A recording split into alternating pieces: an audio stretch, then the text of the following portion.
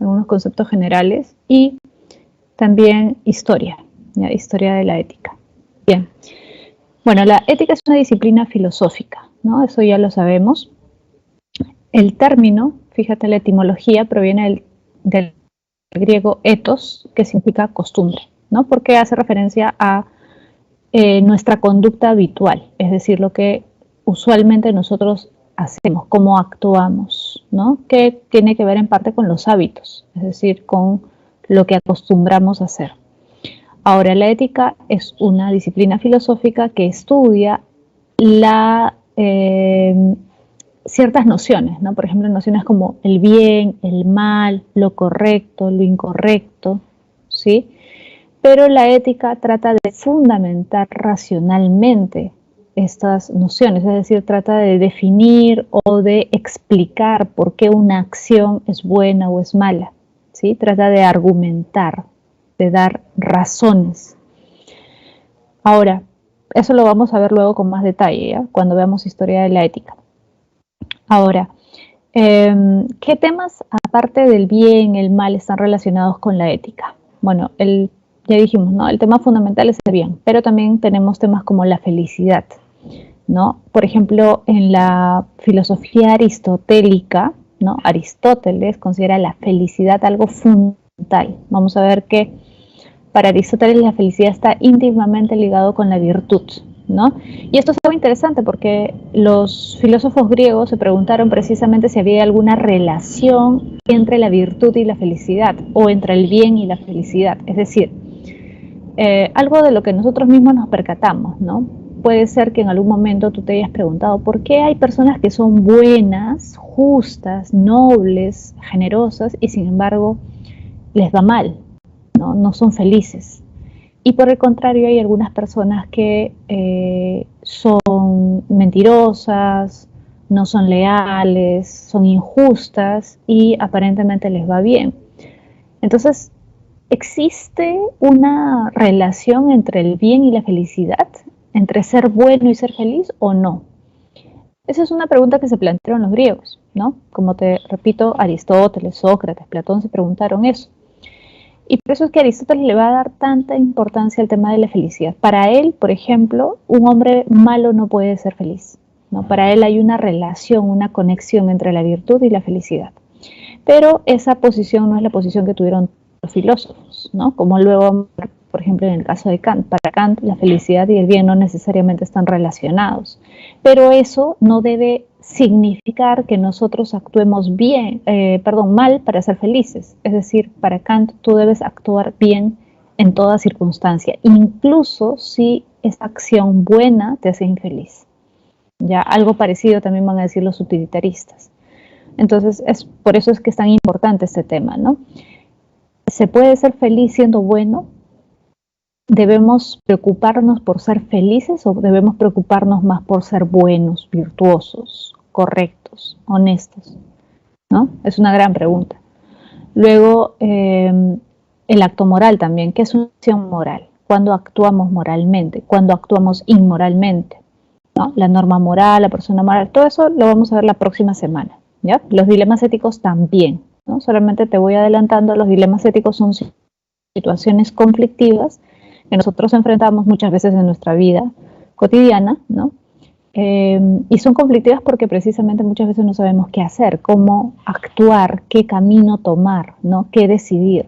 Por ejemplo, un médico en cierta circunstancia puede encontrarse con un paciente que tiene una enfermedad incurable y puede estar en el dilema de decirle o no la verdad, ¿no?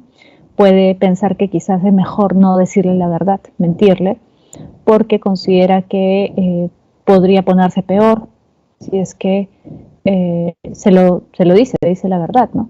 Y desde cierto punto de vista, si es que igual va a fallecer, es mejor que viva tranquilo a que viva angustiado, ¿no? Eso, por ejemplo, es un dilema ético con el que se encuentran los médicos. O ahora que ha ocurrido todo esto de la pandemia del COVID, hay médicos que han tenido que elegir entre atender a un paciente con más posibilidades de sobrevivir que a otro que tiene menos posibilidades de sobrevivir, ¿no? Eso evidentemente plantea un dilema ético. ¿A quién atiendo? ¿A quién salvo?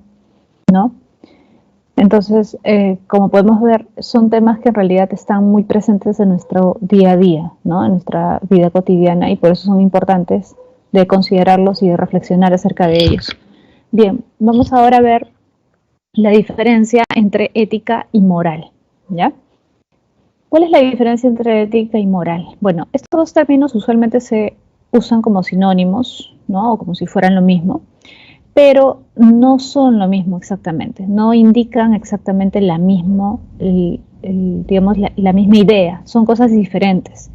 En tu vida cotidiana tú puedes usar ambos términos como equivalentes, no hay mayor problema, ¿no? Incluso tú debes haber escuchado que hay mucha gente que dice, no sé, una persona que es mentirosa, que es deshonesta, ¿no?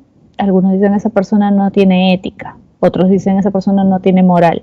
Y probablemente tú nunca te has dado cuenta de que es incorrecto ese uso, ¿no? Pero digamos en la vida cotidiana es admisible, no hay mayor problema. Ahora, ya si tú estás en un ámbito académico, es decir, en la universidad, por ejemplo, no puedes permitirte equivocarte o confundir ambos términos, son términos distintos, especialmente, por ejemplo, si llevas un curso de ética, ¿no? Y tienes que escribir un ensayo, un trabajo, tienes que saber distinguir.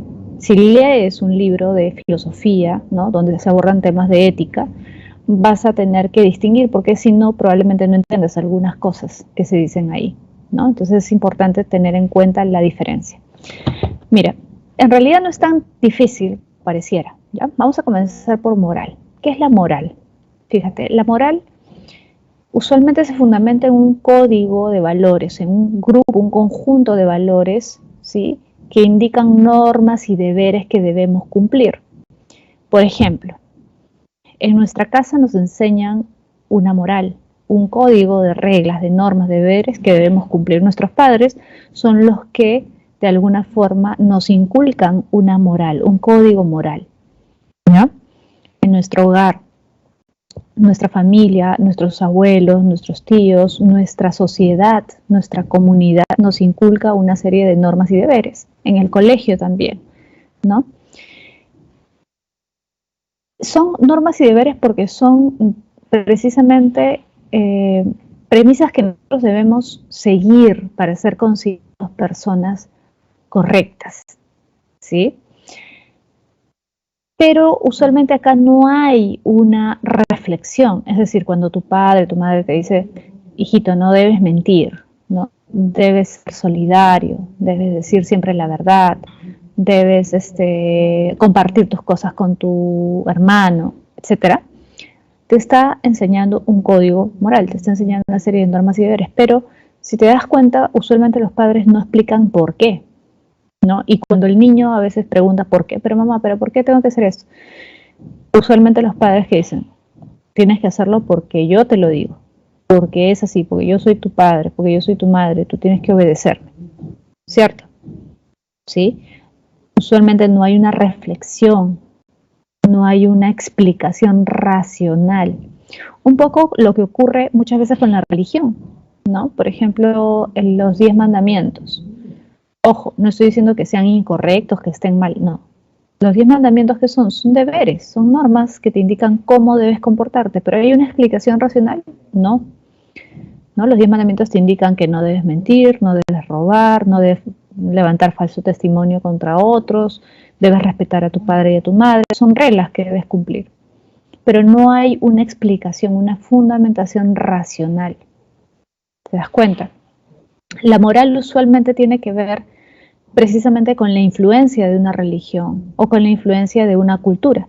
Por eso es que muchas veces los códigos morales cambian, ¿no? No son exactamente los mismos en todas las culturas. Lo que se considera bueno en una cultura no necesariamente se considera bueno en otra cultura, ¿ya? Puede cambiar, ¿sí? Aunque generalmente hay ciertos códigos, digamos, generales, ¿no? Por ejemplo, mentir, matar, en la mayoría de culturas es considerado algo malo, ¿no? Hay ciertas, digamos, premisas básicas, pero en la mayoría de ellos no hay, si te das cuenta, una explicación, una fundamentación, sino que es algo que se va transmitiendo por generaciones, porque es, digamos, socialmente aceptado, ¿ya? En cambio, la ética fíjate, aspira a un ideal buenas y virtuosas. La ética, ya dijimos, es una disciplina filosófica. ¿Y qué hacían los filósofos? Aspiraban a un ideal de vida, ¿no? Un ideal basado en ciertas acciones que ellos consideraban buenas y virtuosas, no porque la sociedad les decía que era así, sino porque ellos habían reflexionado por sí mismos y habían sacado sus propias conclusiones. Por ejemplo, Sócrates. Tú sabes que Sócrates fue condenado a morir bebiendo un veneno, la cicuta, ¿no? Él aceptó esa condena sabiendo que era injusta, ¿no? Aceptó esa condena a pesar de que sus amigos le ofrecieron ayudarlo a escaparse de la cárcel para que no muriera. Y él dijo, no, yo prefiero morir antes de incumplir la ley. ¿Qué clase de ejemplo podría dar yo si en vez de cumplir la ley, aunque ésta sea injusta, decido escapar? ¿Qué clase de ejemplo sería ese? Yo que he dicho toda mi vida que hay que cumplir las leyes, ¿qué ejemplo estaría dando? ¿Te das cuenta? Entonces hay una aspiración, un ideal de vida, ¿sí? ¿En función de qué? De lo que consideramos nosotros bueno y virtuoso en función de nuestras reflexiones, en función de nuestra fundamentación racional, de la reflexión que nosotros mismos hemos hecho acerca de esas cosas. Entonces, un principio ético es un principio que tiene que ver más con la reflexión personal, racional, que no necesariamente se corresponde con un principio moral, porque un principio moral es lo que es aceptado socialmente, ¿sí? Aceptado culturalmente a raíz de la influencia, ya dijimos, de una religión, por ejemplo.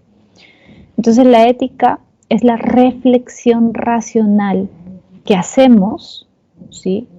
O que hacen ciertas personas, porque lamentablemente no todos reflexionan racionalmente o profundizan sobre estos temas, ¿no? Y que te lleva a llevar cierto estilo de vida o cierto tipo de vida, porque consideras que eso es lo correcto, que eso es lo bueno, ¿sí? Entonces, lo que tú consideras bueno podría estar hasta cierto punto peleado con lo que socialmente se considera bueno. ¿Te das cuenta? Entonces, no necesariamente hay una correspondencia. ¿Puede haber una correspondencia? Sí, pero no necesariamente. Y en el caso de la ética hay una fundamentación racional. ¿Sí? Hay un intento de argumentar, de explicar por qué lo bueno es bueno. En cambio, en el ámbito de la moral se acepta que algo es bueno sin mayor explicación. ¿Sí? Por eso, por ejemplo, en la universidad tú llevas un curso de ética, no llevas un curso de moral. ¿Por qué? Porque el profesor no te va a decir tú debes comportarte de esta forma, tú debes comportarte así. No, el curso no consiste en eso, el curso consiste en reflexionar acerca de cuestiones que pueden ser problemáticas desde el punto de vista moral. Es decir, ¿qué es lo bueno? ¿Qué es lo malo? En esta circunstancia, ¿cómo deberíamos actuar? No basta con que tú digas, yo creo que debemos actuar así y punto. No, tienes que fundamentar, ¿sí? Tienes que fundamentar, tienes que tratar de dar una explicación, ¿sí? Entonces, la ética es la reflexión acerca de eso, es la fundamentación, la argumentación. Por eso, por ejemplo, tú ves libros, cuando vas no sé, a una librería, una biblioteca y buscas libros sobre estas cuestiones, usualmente, ¿qué títulos vas a encontrar? Por ejemplo, ética médica, ética profesional, ética empresarial, ética jurídica. ¿Por qué no moral jurídica? ¿Por qué no moral empresarial? Porque los libros que abordan estas cuestiones no es que te dan simplemente un listado de cosas que debes hacer si eres médico, si eres abogado, no. Lo que hacen estos libros es reflexionar, tratar de fundamentar por qué un médico debe comportarse de determinada forma en estas circunstancias, ¿no? ¿Por qué un abogado debe formar en determinada circunstancia? Eso es lo que hace el libro. Explicar, fundamentar, razonar acerca de estas cuestiones. ¿Te das cuenta? Entonces la ética es la reflexión racional acerca de estos temas, de qué es el bien, qué es el mal, qué es la virtud. En cambio la moral es básicamente un conjunto de normas y deberes que debemos seguir porque es lo que nos han enseñado en nuestro hogar o lo que está socialmente aceptado. ¿Sí? Y usualmente tiene como influencia una religión o una serie de costumbres que se van heredando a lo largo de décadas, de siglos. ¿sí? Por eso podemos encontrar distintos tipos de moral en distintas culturas, ¿sí? Bien, vamos a pasar ahora a la historia, fíjate. Vamos a primero ver Sócrates. Sócrates, como tú sabes, reflexionó sobre la virtud, ¿no? Ahora, este término, la virtud, actualmente es muy usado. Nosotros nos preguntamos, oye, ¿tú sabes si Jorge es virtuoso? Este tipo de preguntas ahora, ¿no? Porque sí, muchas veces preguntamos, por ejemplo, oye, ¿sabes, Jorge es una buena persona? O tu mamá o un amigo, una amiga, no sé, tu tío, tu tía puede decir, oye, me han dicho que Jorge es un chico bien noble, es un chico bien bueno, ¿no? Es solidario, ya. Eso que los griegos llamaban virtud, precisamente es lo que nosotros actualmente llamamos como bien, ¿no? En el sentido de bondad, de ser bueno. Bueno en el sentido de comportarte correctamente, de ser noble, ¿no? Ya. Ese término significa eso, virtud. ¿Ya? Virtud significa lo que actualmente llamaríamos nobleza, bondad, ¿no?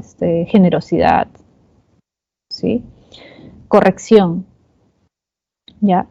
Ahora, el término arete es la palabra griega que hace referencia a la virtud. Sócrates consideraba que la sabiduría y la virtud coincidían. Saber y virtud coinciden. ¿Qué quiere decir eso?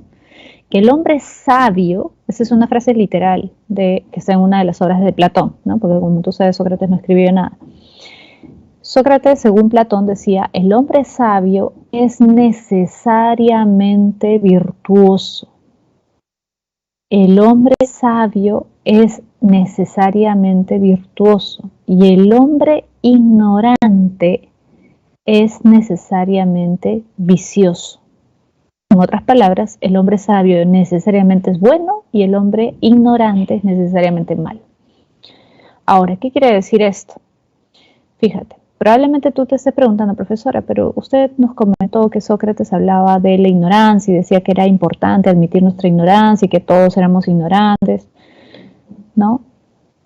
Ya, sí es cierto. O sea, ¿te acuerdas del famoso solo sé que nada sé? Sócrates con esa frase lo que quiere indicar es que es necesario reconocer que somos ignorantes para emprender el camino hacia la verdad, para alcanzar la verdad, o al menos acercarnos a la verdad, ¿no? Y insistía en el tema de la ignorancia porque él consideraba que nadie era absolutamente sabio en el sentido, digamos, de que conoce todo, entiende todo, sabe de todo.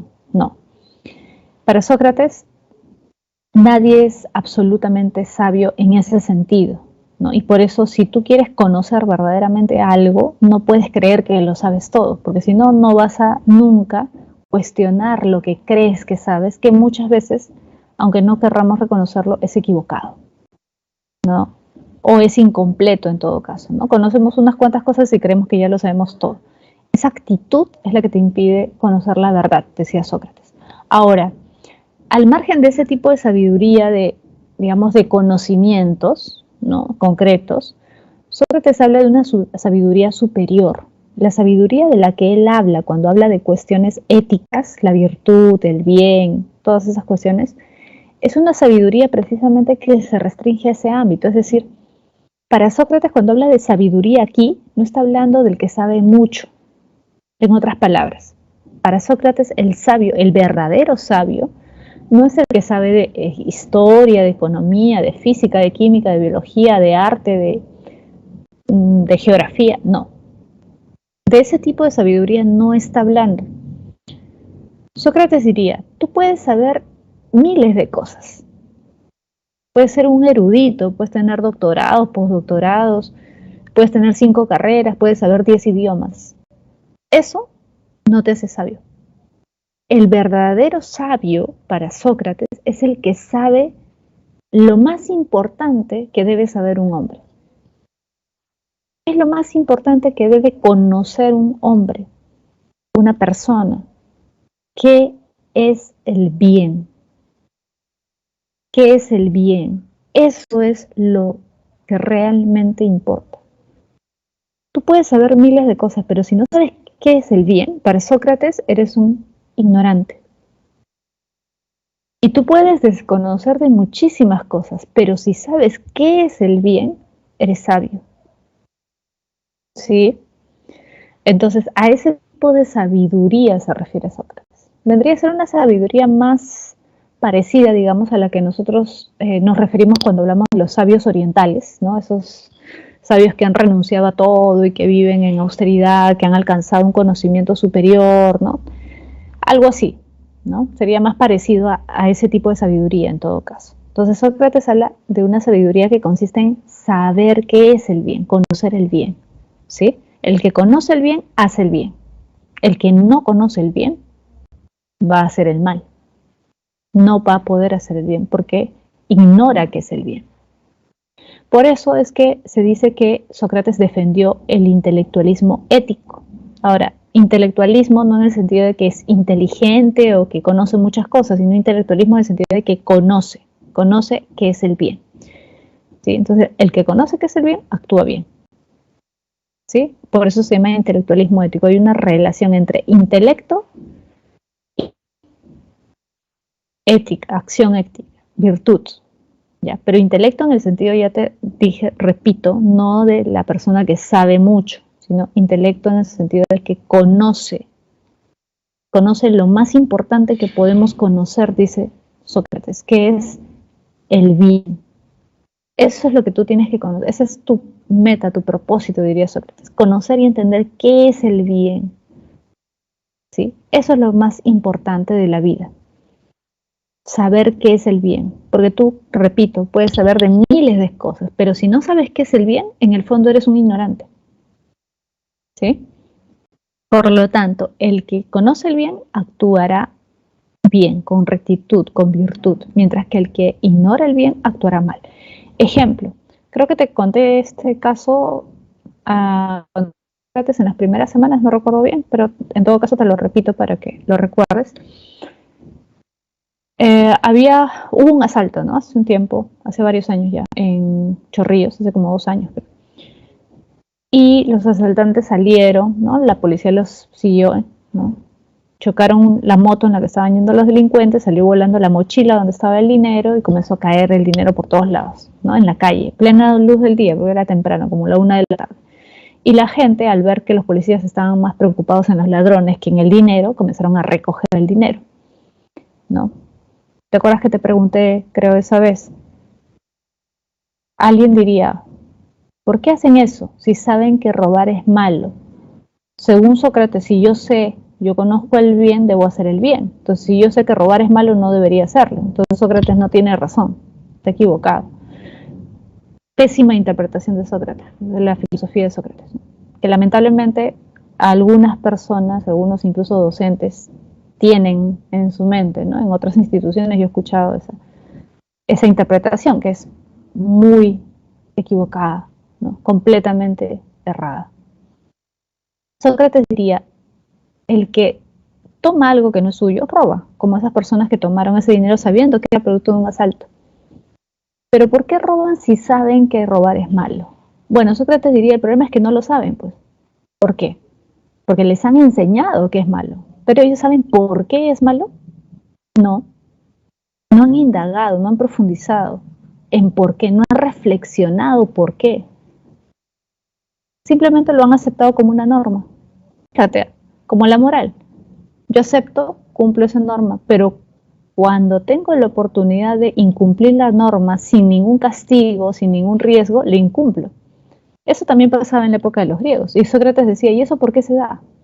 Se da porque no han reflexionado, porque no han encontrado la razón, porque no entienden el por qué. Simplemente lo han asumido. ¿Te das cuenta? Entonces lo importante no es parecer virtuoso, porque la mayoría de personas parecen virtuosas cuando las conocemos. Lo importante es ser virtuoso. ¿Y cómo llegas a ser verdaderamente virtuoso? Reflexionando. Porque si reflexionas, ¿cuál es la esencia del bien? ¿Cuál es la esencia de la virtud? Te das cuenta que va más allá de las convenciones sociales. Hay una razón de ser, hay un porqué. Y esa es nuestra tarea, reflexionar en por qué es así, por qué debe ser así. Entonces, el que reflexiona acerca de estas cuestiones se va a acercar a entender qué es el bien en sí mismo, a comprender la esencia del bien. Y el que entiende eso, necesariamente va a actuar bien. El que no entiende eso, se va a equivocar. Entonces, ¿por qué actúa mal el hombre? Por ignorancia, porque desconoce qué es el bien. ¿Por qué desconoce? Porque es ignorante. Porque no ha indagado, porque no ha reflexionado acerca de eso. Entonces, cuando él habla de ignorancia, repito, no se refiere a la ignorancia que tú podrías decir, bueno, esa persona no estudió la universidad, no estudió una carrera, no terminó el colegio, es ignorante. No. Sócrates se diría, una persona puede no tener una carrera universitaria, no haber seguido incluso ningún nivel de la educación regular, ¿no? Primaria y secundaria, y sin embargo reflexionar mucho acerca de estas cuestiones. Y ese hombre será sabio. ¿Sí? Esa es la verdadera sabiduría, dice Sócrates. Conocer el bien. Porque solamente el que conoce el bien va a actuar bien. Va a ser en ese sentido un sabio. ¿Sí? Bien, vamos a pasar ahora a Aristóteles. Fíjate. Aristóteles propone una ética teleológica. ¿Y qué significa teleológica? Bueno, teleológico proviene del término griego telos. Telos significa fin, finalidad, meta. ¿Qué quiere decir esto? Que para Aristóteles todas nuestras acciones, fíjate ahí, las acciones de los hombres persiguen un fin, persiguen una meta. Es decir, lo que hacemos nosotros en nuestro día a día tiene un objetivo, aunque nosotros no seamos conscientes de ello o no estemos pensando en todo momento en ello. ¿Por qué nos levantamos? A ver, puede ser que tú hayas dormido mal, estés cansado, haya pasado alguna cosa, pero tú te levantas a las 7, no sé, 6, y a las 8 estás listo para escuchar tus clases. Y luego en la tarde te pones a estudiar, a repasar.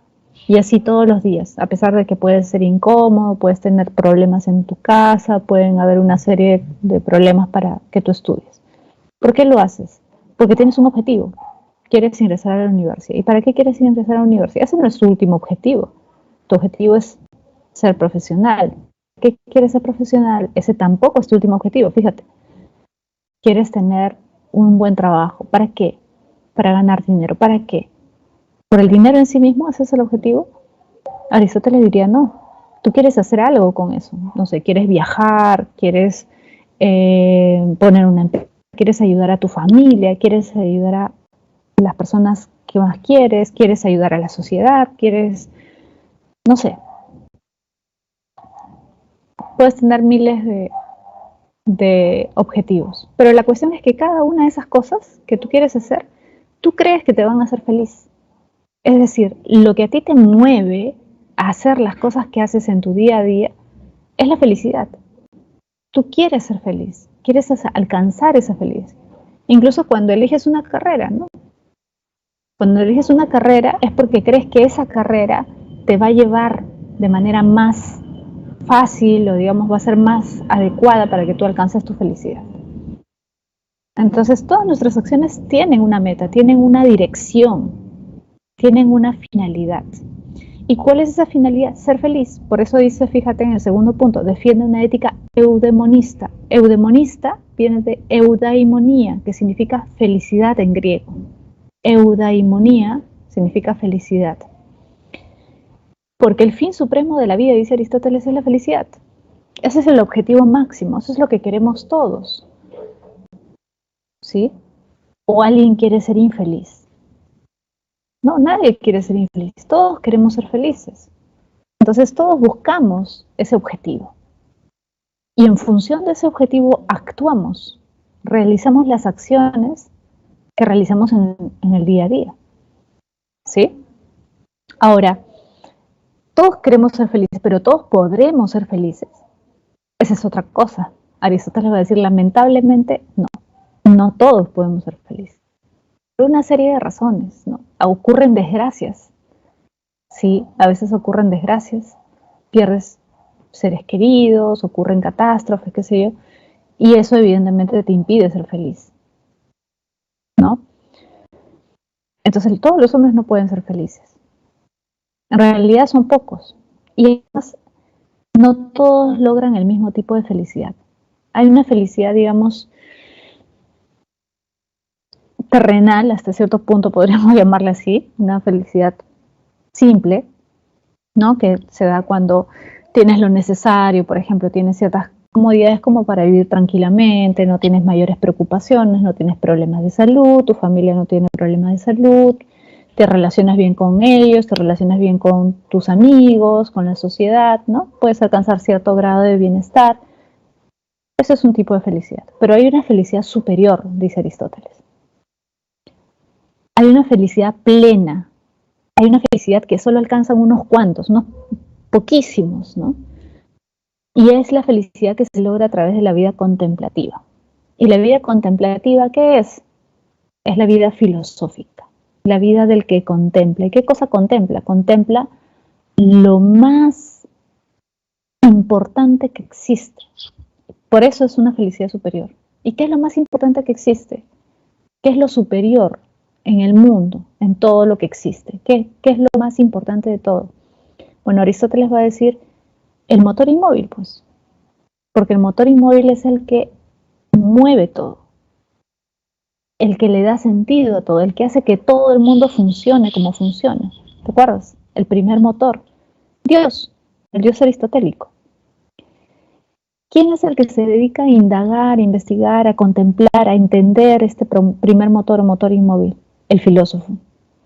Y en ese sentido el filósofo es el que más realiza o mejor realiza su esencia como hombre. ¿Cuál es la esencia del hombre? La razón. ¿Y quién es el que más usa la razón? El que reflexiona. ¿Y quién es el que más reflexiona? El filósofo. Y especialmente porque reflexiona acerca de lo más divino y lo más supremo que existe, que es el motor inmóvil. Por lo tanto, él alcanza una felicidad plena. ¿Sí? Ahora, Aristóteles también plantea la teoría del justo medio. ¿Qué es el justo medio? El justo medio precisamente es la virtud. La virtud consiste en alcanzar un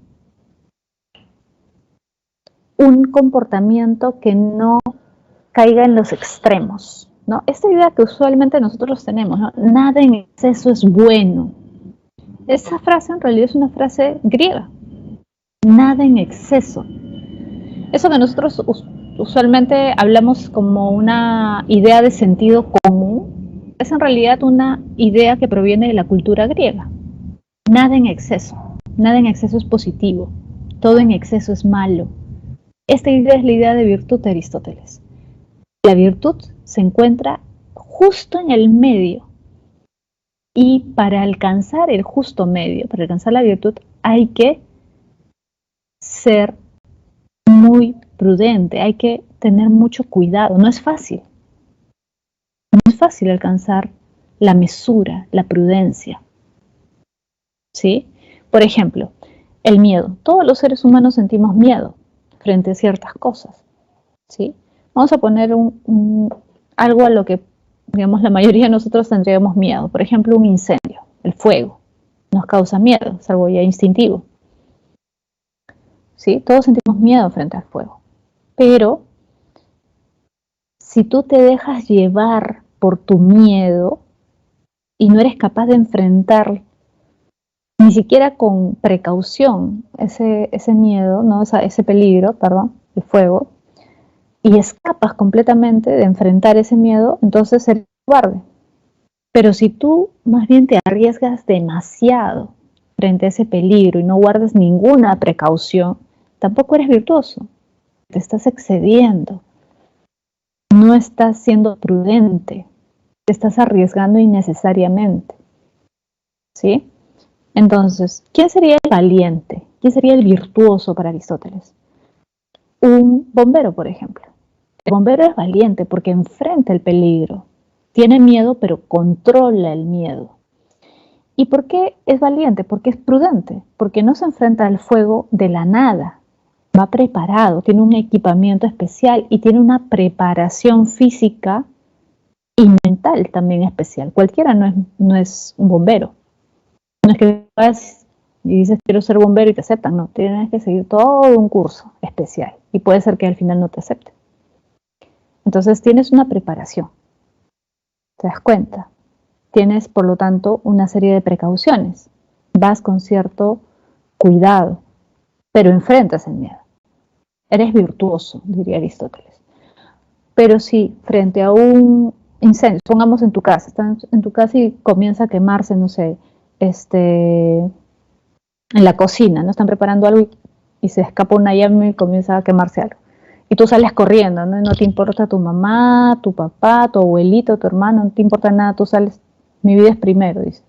Ya, ¿eso qué sería? Obviamente sería un vicio por defecto. No tienes nada de valentía, o casi nada de valentía, no sabes enfrentar el miedo, no sabes controlar el miedo, eso es cobardía, ¿sí? Ese es vicio por defecto. Y el vicio por exceso, ¿no? La temeridad, es decir, cuando tomas el riesgo y te arriesgas demasiado, innecesariamente quizás. Por ejemplo, alguien, supongamos que, eh, no sé, llegas a tu casa y ves que hay un incendio, ¿no? Y te acuerdas que está ahí tu laptop y dices, no, tengo que rescatar mi laptop, todo se está cayendo y te metes para rescatar tu laptop sin ninguna precaución. Ya, ahí estarías siendo temerario, ¿no? Te estarías arriesgando demasiado porque quizás no vale la pena y sin ninguna precaución. Está siendo imprudente. ¿Te das cuenta? Entonces, la virtud se encuentra en el justo medio, pero no es fácil detectar cuál es el justo medio en determinadas circunstancias. Precisamente por eso la virtud es algo excepcional, no es algo normal, es algo que uno tiene que entrenar, dice Aristóteles. ¿Sí? Igual con el placer, ¿no? La templanza frente al placer significa, bueno, tener ciertos placeres, darte ciertos gustos, por ejemplo, comer algo que te gusta de vez en cuando, está bien, ¿no? Los extremos serían malos, es decir, no probar nada que te gusta, no reprimir todos tus placeres, reprimir todos tus gustos, la represión sería algo negativo para Aristóteles. No, siempre es bueno que haya algo que puedas disfrutar, ¿no? Pero mesura, con prudencia, porque si solamente comes lo que te gusta, por ejemplo, y siempre estás comiendo lo que te gusta, ya no estás controlando el placer, estás controlando a ti, estás siendo desenfrenado y eso también es negativo, ¿sí? Porque no es prudente, ¿te das cuenta? Entonces siempre hay que buscar la virtud, el justo medio. Bien, vamos a pasar ahora a San Agustín o Agustín de Hipona. San Agustín fue un filósofo cristiano y por eso es que todo lo que propone con respecto al bien, ¿no? Que es el bien, que es el mal, está relacionado con Dios, ¿no? El Dios cristiano. Ahora fíjate, considera que el bien supremo es Dios. Es decir, proceden todos los bienes que puede disfrutar el hombre. Todo lo que consideramos bueno procede de él. Por eso es que, por ejemplo, tú verás que las personas que son creyentes le piden a Dios por su salud, le piden a Dios para que su familia esté unida, le piden a Dios para que les dé trabajo, para que les dé estabilidad, felicidad, etcétera, ¿no? Porque consideran que como Dios es el bien supremo, es decir, no hay un bien superior a Dios, de Él proceden todos los bienes, es como la fuente del cual procede todo lo bueno que puede disfrutar el hombre. ¿Sí? Bien, por lo tanto, Dios es el supremo bien y la ausencia de Dios necesariamente nos debe llevar hacia el mal. Cuanto más te alejas de Dios, más vas a hacer el mal, ¿no? Ahora, Dios creó con libre albedrío, es decir, con la capacidad de elegir entre el bien y el mal. Fíjate, el libre albedrío es un concepto cristiano. ¿Ya? Repito, libre albedrío es un concepto cristiano. Por eso es que muchas veces cuando alguien usa este término, ¿no? Y yo sé que es ateo o agnóstico, obviamente me doy cuenta de que lo está usando mal. No. Si tú usas el término libre albedrío es porque estás asumiendo que la libertad que tenemos nosotros como seres humanos procede de Dios, que es un don, un regalo que nos ha dado Dios al crearnos como seres humanos. ¿Sí? Entonces también ten cuidado con ciertas palabras que usas.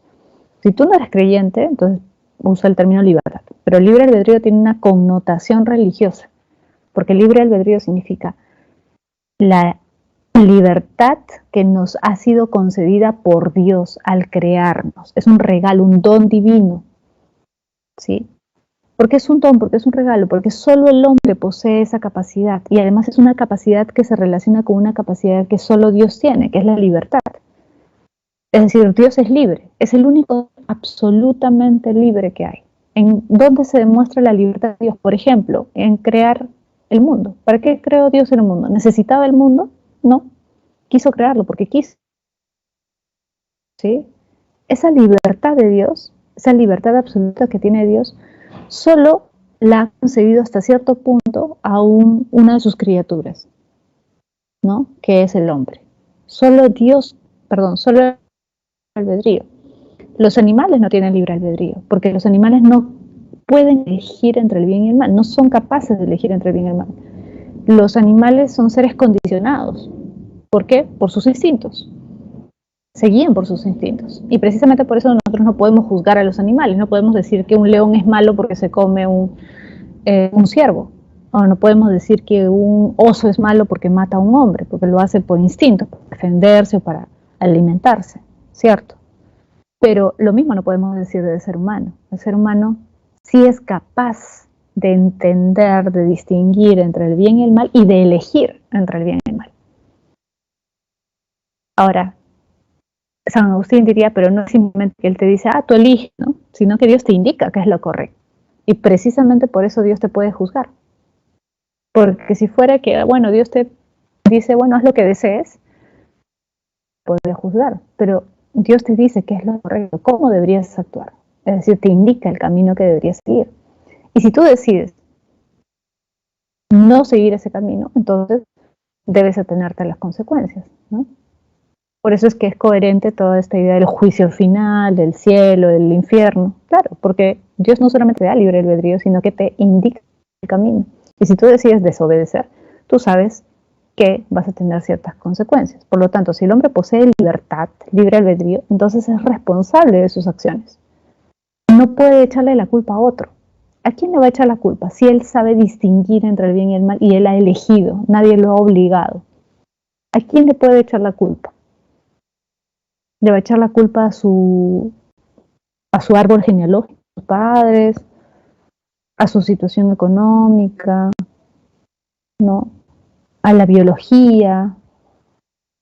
Desde el punto de vista de San Agustín y el cristianismo, no. El hombre es responsable de lo que hace y por lo tanto debe pagar por lo que hace. Claro que en el caso del cristianismo lo fundamental es el juicio que va a hacer Dios, ¿no? Más que el juicio de los hombres, porque ya sabemos que en el caso de la justicia humana no siempre se cumple como tal, ¿no?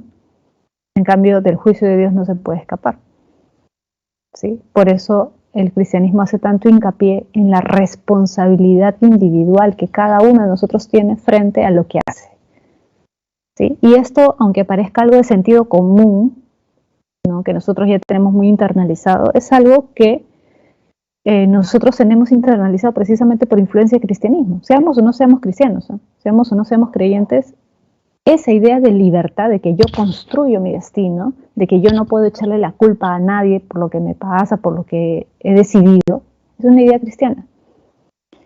Porque si te pones a pensar, en la antigua Grecia, por ejemplo, e incluso en Roma, estaba muy internalizada la idea del destino, de la fortuna, ¿no? De que de alguna forma éramos marionetas, juguetes de los dioses, ¿no? Recuerda, por ejemplo, Edipo Rey, ¿no?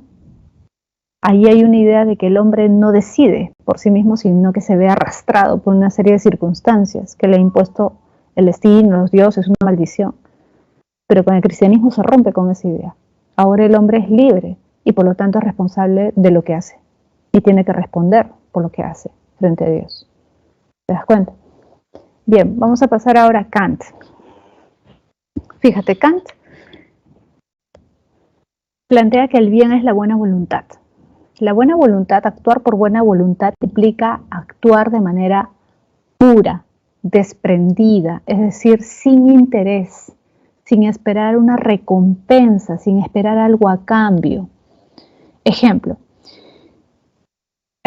tú estás en la calle y ves que alguien necesita ayuda, ¿no? Que está pidiendo una colaboración, qué sé yo. Ya. En ese momento tú puedes dar a esa persona sin pensar en nada, simplemente dices, tengo que ayudar. Es lo correcto ayudar a la persona que está en necesidad y le das dinero, comida, lo que sea que tengas en la mano. Tú lo haces porque sientes que es tu deber, ya que es un deber moral que tú debes cumplir. Ya, si tú haces eso, Kant diría, tu acción es buena. ¿sí? Tu acción es buena porque está guiada por la buena voluntad, porque no estás esperando algo a cambio, ¿sí? Esa acción es buena. Pero ¿qué pasa? Por ejemplo, ¿qué pasaría si tú ves a alguien en necesidad y antes de darle dinero piensas, ya no tengo mucho dinero, pero le voy a dar algo aunque sea, porque si yo lo ayudo, Dios me va a recompensar. Dios me va a ayudar cuando yo lo necesite,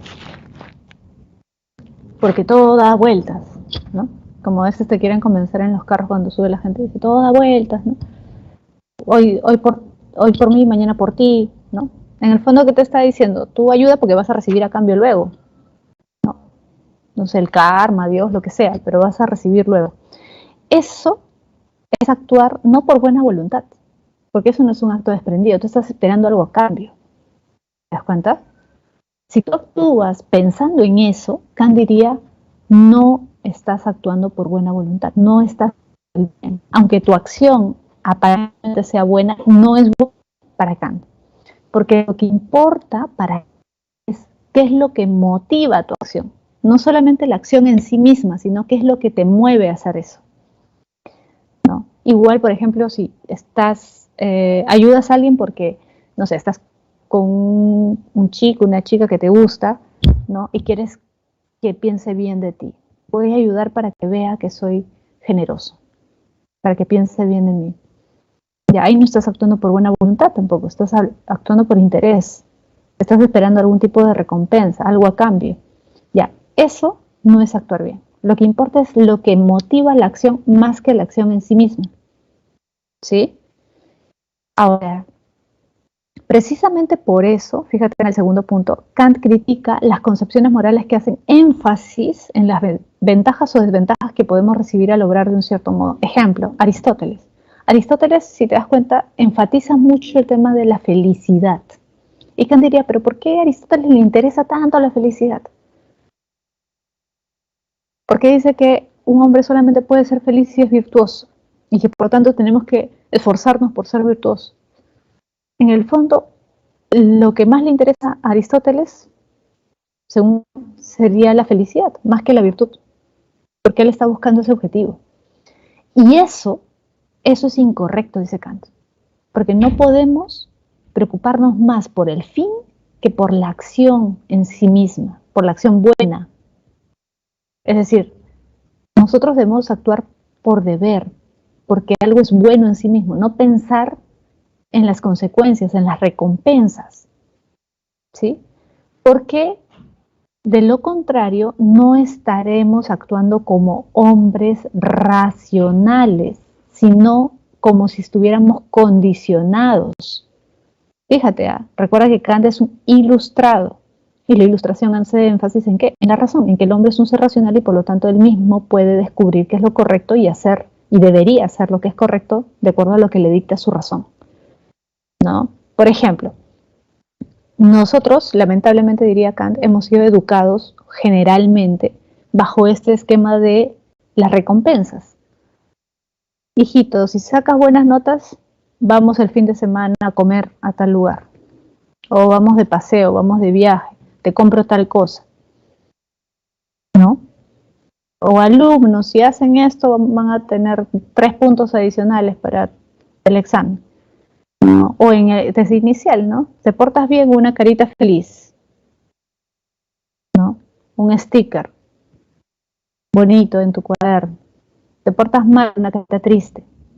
Ya, ¿qué es eso? Kant diría, eso es completamente inadecuado para educar a una persona. ¿Por qué? Porque te están condicionando, como si fueras un animal, como si fueras un animalito, así como le das una galletita a tu perro para que se porte bien, o cuando se porta bien lo recompensas, igual. Y nosotros no somos animales, somos seres racionales. Es decir, nosotros podemos descubrir por nuestra propia razón qué está bien y qué está mal. Y por lo tanto, si descubrimos qué está bien y qué está mal, debemos hacerlo en función de eso, de nuestra razón. No de esperar una recompensa o no de huir de un castigo. ¿Te das cuenta? Por lo tanto, Kant defiende una moral autónoma, es decir, uno mismo, ¿qué cosa? Se impone un deber, una ley, una norma, ¿sí? Pero profesora, si es un deber, ya, pero es un deber, diría Kant, que no proviene de afuera, no es que otro te lo pone, sino que tú mismo te puedes poner el deber. ¿Y cómo me pongo yo mismo el deber? Descubriendo qué es lo correcto. ¿Y cómo descubro qué es lo correcto? A través de mi razón, ¿sí? Y es un deber que es válido para todos los seres humanos, universal. No entiendo, profesora. Fíjate, te voy a explicar acá. Imperativo categórico, lo que propone Kant. Repito, fíjate a la izquierda, arriba. Imperativo categórico, lo que propone Kant. Imperativo hipotético, derecha, lo que critica Kant. Ya te dije, ¿qué critica Kant? Critica a aquellos que recomiendan una acción como medio para un fin. ¿Quieres ser feliz? Entonces tienes que ser virtuoso. Si quieres A, si quieres felicidad, entonces haz B. Sé virtuoso. Haz acciones virtuosas. Ya. Kant diría, no, así no debemos actuar porque estamos actuando como seres condicionados. Si quieres ir de viaje, entonces haz tu tarea. Si quieres tal cosa, entonces te saca 20 en tu examen. Ya, eso es incorrecto. ¿Ya? Porque te estás condicionando. Eso es imperativo hipotético. ¿Qué propone Kant? Dice, el imperativo categórico, lo que propone Kant, manda y obliga sin ninguna condición. Es decir, no pienses condicionadamente, ¿qué pasará si hago esto? ¿Qué obtendré? No, tú debes hacer A porque debes hacer A, porque es lo correcto. Profesora, pero ahí dice debes, ¿quién me dice? Tú mismo, ¿cómo? Fíjate abajo, primera formulación del imperativo categórico, actúa como crees que deberían actuar todos los hombres. Por ejemplo, estás en la calle, ves que a alguien se le cae su billetera que está delante de ti, no hay nadie alrededor. En ese momento podrías dudar y decir, a ver, recojo la billetera y no digo nada, la persona ni cuenta se ha dado, o se la devuelvo. Actúa como crees que deberían actuar todos los hombres. En ese momento tú te preguntas, ¿cómo deberían actuar todos? ¿Qué sería lo correcto? ¿Qué sería lo mejor? Que todos en esta circunstancia que yo estoy viviendo, todos en esas mismas circunstancias devolvieran lo que no es suyo o se quedaran con lo que no es suyo. Y si tú dices que devolvieran, entonces tú mismo has descubierto la ley moral, tú mismo has descubierto qué es lo correcto. Entonces, si tu misma razón te ha dicho qué es lo correcto, hazlo. Punto. ¿Sí? Y segunda formulación, no consideres a ningún hombre como un medio, sino siempre como un fin en sí mismo. Es decir, nunca uses a un hombre como un instrumento para lograr algo. Aunque ese algo sea algo bueno, no importa. Ningún hombre puede ser usado. ¿Sí? Ahora, el utilitarismo, fíjate, John Stuart Mill, que dice, hay que buscar el bien. ¿Y qué es el bien? Lo que beneficia a la mayor cantidad de personas, lo que produce la máxima felicidad para el mayor número de individuos posible. Por ejemplo, un político tiene que tomar una política, tiene que pensar en el beneficio de la mayoría, ¿sí? Puede perjudicar a unos cuantos, sí, no importa, lo importante es que beneficie a la mayoría. Si beneficia a la mayoría, está bien, porque lo que se debe buscar es la felicidad general, no la individual, ¿sí? Y por último, Moore considera que el bien es un concepto incomprensible desde el punto de vista racional, es decir, no podemos definir qué es el bien racionalmente, solamente podemos intuirlo. ¿Por qué? Porque el bien es un concepto simple, es decir, no puede ser descompuesto, no puede ser analizado, ¿no? Cuando tú dices, por ejemplo, quiero el concepto de silla, ¿puedo definir qué silla? Sí, porque puedo descomponer, puedo decir cuáles son sus partes. En el caso del bien no puedo decir cuáles son sus partes. Por lo tanto, es un concepto simple. Y como no es descompuesto, no puede ser analizado racionalmente, solamente puedo entender el bien de forma intuitiva, no de forma racional. ¿Ya?